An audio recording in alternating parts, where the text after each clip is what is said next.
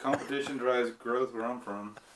You know, and yeah, how does these small communities transform the larger community? You know, that's a question, and then also you talked about the prophetic, the prophetic voice of the poor and death coming from life, and isn't that all like New Age stuff? What does any of that have to do with salvation? Yeah. I mean, it's a good question.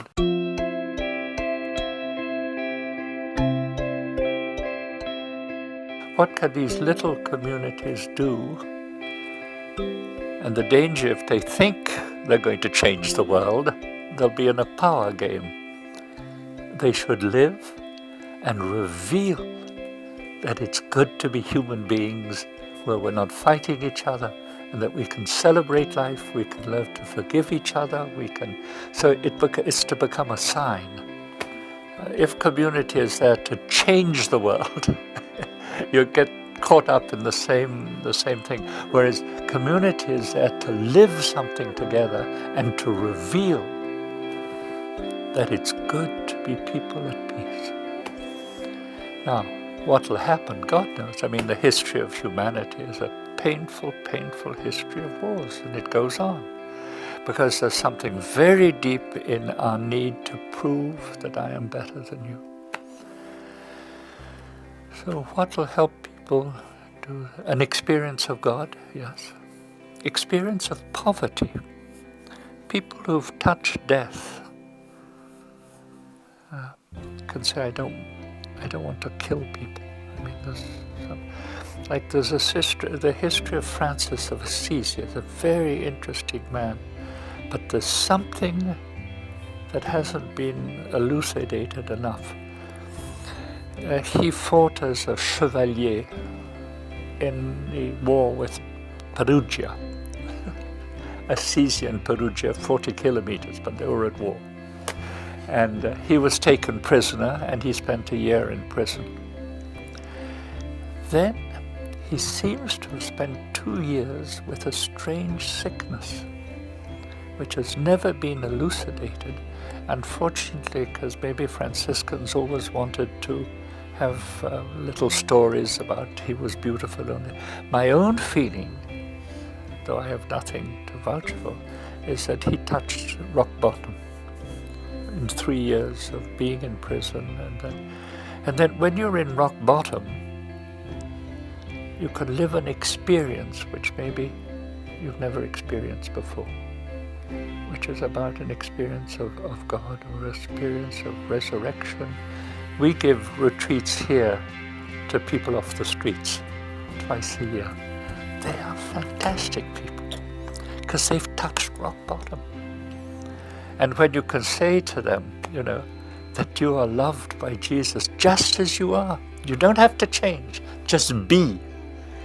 You just see them, they haven't been told this. They've either been told you're worthless, or they're being told that you have to stop drinking, or you have to do this, or you have to, and they can't do it. So the discovery that they are precious to God in the rock bottom, and this is a transforming experience. And I believe that Francois lived that experience, that he had an experience of God in the rock bottom, in the deepest down, when he was at the bottom of the pit. And then, then you've got something to talk about.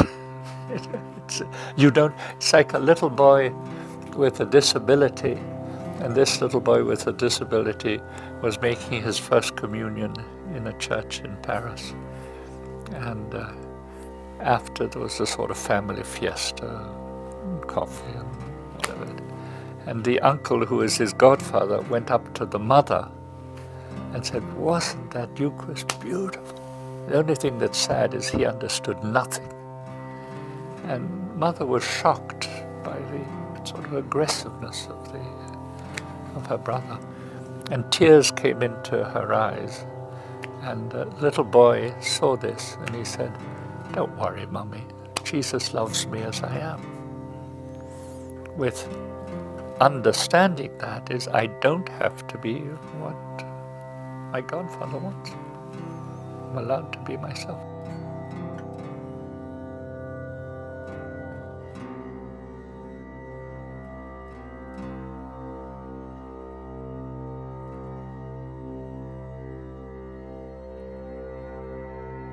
So here we have, how do we see people? How do we respect them?